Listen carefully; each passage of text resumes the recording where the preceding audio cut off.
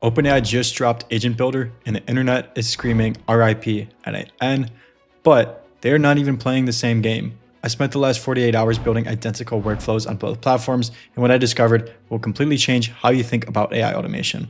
Now, one platform, it's built for conversations. The other one, it's built for automation.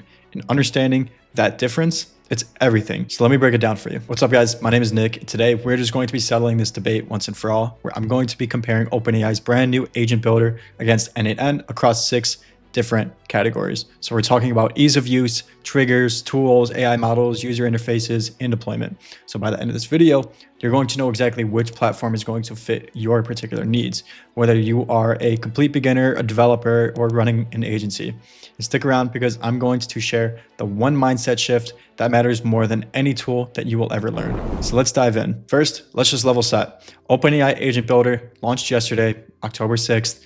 Literally just dropped. It's a drag and drop visual builder. If you're not familiar already, it's designed specifically for creating conversational AI agents.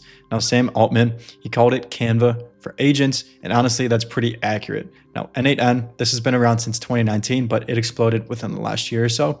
So if we look at the Google Trends chart, it absolutely hockey sticked past Zapier and also Make.com. Why? Well, because it's open source, it is infinitely flexible, and it has over 500 integrations. And just the way that you build things, it just makes sense. But here is the critical distinction that not many people are actually talking about. So Agent Builder, it is designed for chat-first workflows. And n8n, it is designed for automation-first workflows. One is a conversational tool, the other is an automation engine. Now the difference, this changes everything. So let's get into the different categories. So category number 1, this is going to be the ease of use. So I'm going to be brutally honest here. If you're brand new to AI automation, Agent Builder, it's going to feel like a breath of fresh air, but just watch this. I am going to open Agent Builder. I'm going to click Create Workflow, and boom, I get a very clean canvas with a start node. And beyond that, I am also going to get an AI agent node. That's it. On the left sidebar, we have 11 nodes total, the agent, end, file search, guardrails, MCP servers, and 5 logic operations. That's everything that you are getting, at least right now. Now, if we jump into n8n, I create a new workflow, and okay, like this is immediately more overwhelming. I've got categories, subcategories, hundreds of nodes to choose from. If you want to add an AI agent, it's cool, but now I need to connect a chat model, configure memory, set up tools, and I'm already getting errors because I forgot to link something. Now, here is the test. I want to build an AI agent that searches the web and answers questions. In Agent Builder, I click the agent. I'm then going to click Add Tool, select Web Search, and this is done. That's it. There's no API keys, no setup. It just works. And n8n, I need to find the right tool from hundreds of different options, and then I need to connect it, grab an API key for the search provider, grab another API key for the chat model, configure the connections and everything. So you get it. For a complete beginner building their first agent, Agent Builder, it wins without a doubt on pure simplicity. It's faster, it's cleaner, it's less intimidating. But here's the thing, that simplicity, it comes with trade-offs. So let's talk about them. By the way, if you guys are getting any sort of value from this and you just want to go deeper on AI automation or learning how to sell or make a business out of this, I've got a free school community with almost 15,000 members. We're all interested in AI automation and building stuff just like this. We do weekly calls, competitions, we share free resources and free templates. And honestly, it's just a great place to network and learn. Link is in the description. Go ahead and join. But let's go ahead and just keep moving. So category 2, this is all about triggers and automation. So this is where things are getting a little bit more interesting because this category, it reveals the fundamental difference between these platforms. So in Agent Builder, you can look at this, the plus trigger and the options. So you've got start. That's literally it. Just one node called start. And notice what it says when you create a workflow. So just build a chat agent workflow. So they're telling you exactly what this is. It's a conversational agent that you are talking to.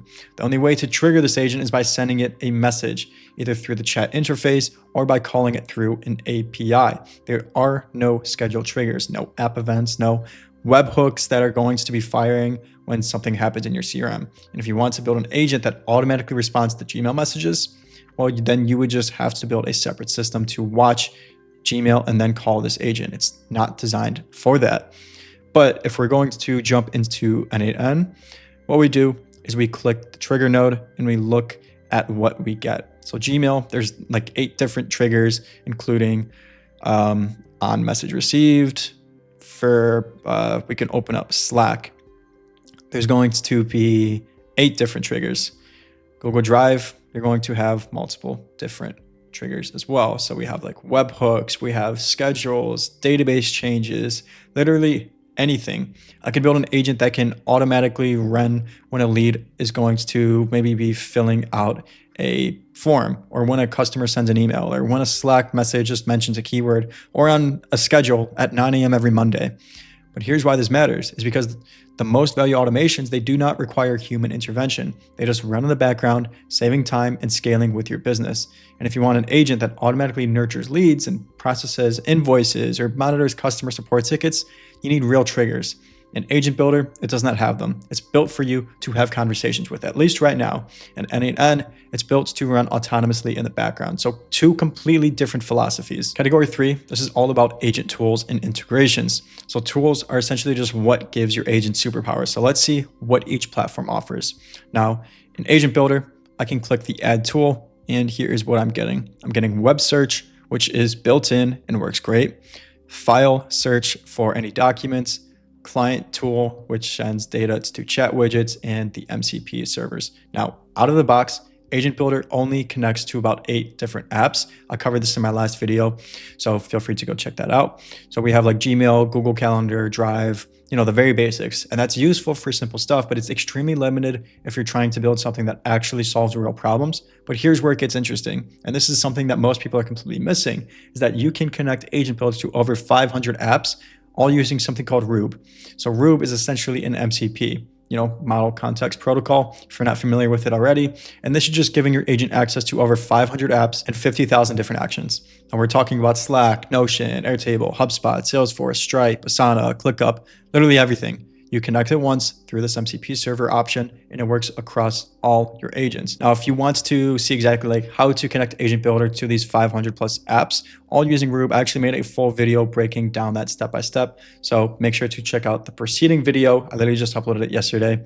But yeah, it's a game changer for making Agent Builder actually useful for real business workflows. And with that MCP connection, Agent Builder, it becomes way more powerful. But even with Rube, there are still limitations. Now, n8n, if we are to open the tools panel, and yeah, over 500 native integrations just built right in there. So we have Gmail, Slack, you get the idea. I'm not going to name all of them. If you can't find what you need, you just use an HTTP request node. And with this single node, like you can connect to any service that has an API. That is thousands of possibilities. But here's the real power move in n8n is the sub workflows. So if you watch this, I can build a specialized email agent workflow with its own tools and its logic. Then I can call that entire agent as a tool from another agent. So that means I can create modular, reusable agent systems. Now, an orchestrator agent that delegates to specialist agents. So that is next level automation architecture. And when it is coming to really just using tools and integrations, both platforms, it can connect to a bunch of different apps, but n8n does it natively and with way more flexibility through sub workflows and HTTP requests. So the architecture possibilities, they are just deeper inside of n8n. Category 4, this is all about AI model support. So this one's pretty straightforward, but very important. So Agent Builder, it gives you access to all OpenAI models. That is it. So we have GPT-4, 4o, all of them, all the reasoning models, everything from OpenAI. And look, they're great models. You can adjust reasoning effort, verbosity, tool choice. It's all there. And since you're in the OpenAI ecosystem, there's zero setup, but you're also locked in. Like you can't use Claude, you can't use Gemini, you can't use Llama or Mistral or any of the hundreds of other models out there.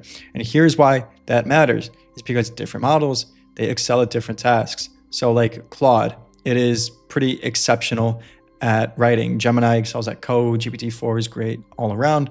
Sometimes you just want to choose the best tool for the specific job. Also, what happens when OpenAI goes down, and it does go down, there's no backup. n8n, you're able to choose your fighter like Anthropic or Google, Azure, Cohere, whatever it may be. It's all natively supported. Or you could just connect to OpenRouter and lock literally hundreds of models through one API. And you can even use local models if you are self-hosting n8n. There's zero external dependencies, complete control, and you still get all the configuration options and temperature, top P, frequency, everything. The model flexibility in n8n, it's a massive advantage. You're not betting on one company. You're not limited to one set of capabilities. You can experiment, you can compare, and you can use the best model for each specific task. Now, that flexibility, it does compound over time. Okay, this next category, it's where OpenAI's Agent Builder absolutely shines, and I mean really shines, because they released something called Chat Kit alongside Agent Builder, and it's honestly very impressive. So you could just watch this. In my agent, I'm going to change the output format to widget. Now, I can click Create Widget, and I am taken to the Widget Studio. So look at this gallery. There's pre-built interactive widgets for scheduling, product recommendations, data visualizations, forms. It's all customizable. And if you don't see what you want, then you can just click like Create New Widget and literally describe what you want. And it's going to generate a custom widget for you. And then there is the playground beyond this. So the playground, I can customize the entire chat interface. So like light mode, dark mode, colors, typography, button styles, brand, the whole thing, you know, the whole nine. And when I'm done, I am going to get an embed code so we could drop it on a website and boom, professional chat interface ready to go. And this is huge for anyone building customer-facing agents or internal tools, because you go from idea to deployed interface in literally minutes. And n8n, yeah, this is a bit rough, but you get a basic chat interface when the when chat message received is being triggered. And it looks like this. It's going to be functional, but it's very bland. There's not as much customization. There's no widgets. There's no branding. So if you want something that looks professional, you're going to be building a custom front end. Now that means React or Vue or whatever framework that you know, or just using like Lovable or VO. And you can use n8n as the backend brain, but you're coding the interface yourself. And that's not a deal breaker for developers or agencies, because we do this all the time, but it's way more work. Now, Agent Builder's UI capabilities, they are legitimately impressive for anyone who needs a polished production-ready chat interface, all without having to touch code. It's a complete game changer. Final category, and this one is about ownership and security. So Agent Builder, it is deployed entirely on OpenAI's cloud. You build it, you publish it, it lives on their servers. And that's incredibly convenient. There's zero infrastructure to manage, no servers to maintain. It just works. But OpenAI, they do have complete control over your agents and your data, and everything it's going to, it's going through their systems. So for companies already deep in OpenAI's ecosystem, this isn't a problem. But for enterprises with strict data restrictions, it's a non-starter. Like n8n is open source. Well, technically source available, but close enough. Like you can host it in the cloud, which is easiest, definitely. Self-host on your own servers for full control, or just run it locally on your machine with zero external dependencies. And this means that you own your data, you control your infrastructure. You can even use local AI models and keep everything on premise. And before you think like that sounds complicated, n8n's cloud does exist. It's fully managed hosting, just like OpenAI. One-click deployment, it's done. You get the benefits without the DevOps headache. And the flexibility here, it's unmatched and cost control through self-hosting, security through local deployment, or convenience through cloud hosting. Like you choose. Agent Builder, it's convenient, but you're renting. n8n, it gives you your ownership. So for agencies like building client systems or enterprises with compliance requirements, that ownership, it seriously matters a lot. Now, with all of this being said, I just wanted to quickly mention that we are running a 3-day AI agency challenge where we literally walk you through building your first automation, setting up your offer, and getting your first client. It's just $47. It's super practical, no fluff. Links down below in the description if you want in. We've had people book in their first calls with clients within the first week of going through it, but let's just get back into it and finish this off. So before we actually wrap up, I need to share something that is important than any tool comparison. Now, the biggest mistake that I see people make is getting obsessed with tools. Like, should I learn n8n or Agent Builder? Even though it doesn't take much to learn Agent Builder. But like, what if I pick the wrong one? What if something better comes out? And here's what matters. You need to learn to identify where AI creates value. Businesses do not hire you because you know n8n. They hire you because you can save them 15 hours a week on email triage and cut their lead response time from 2 hours to 2 minutes, or just automate their invoicing process and save them $50,000 annually.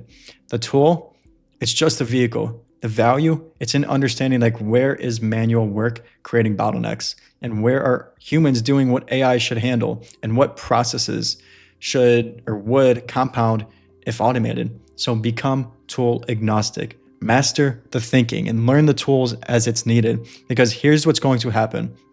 Next month, Google will probably release something. 6 months from now, Anthropic might drop their version, and new tools will keep coming. But the ability to look at a business and say, here's where AI or these systems will give you 10x return on investment. Like, that skill, it never expires. So yes, learn n8n, learn Agent Builder, or whatever comes next. But more importantly, learn to solve real problems. Learn to identify any inefficiencies. Learn to calculate ROI.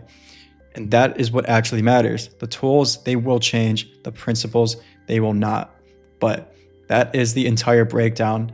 Agent Builder and n8n, they're both powerful. And Agent Builder, it's only going to get more powerful. You know, this initial release, it does have bugs, but it is the beta. But with that being said, like, one's more so built for conversations, at least right now. The other one is built for agents, anything agentic and automations. So choose based on your specific need. And remember that if you want to see how to connect Agent Builder to 500 plus apps using Rube, then check out my previous tutorial.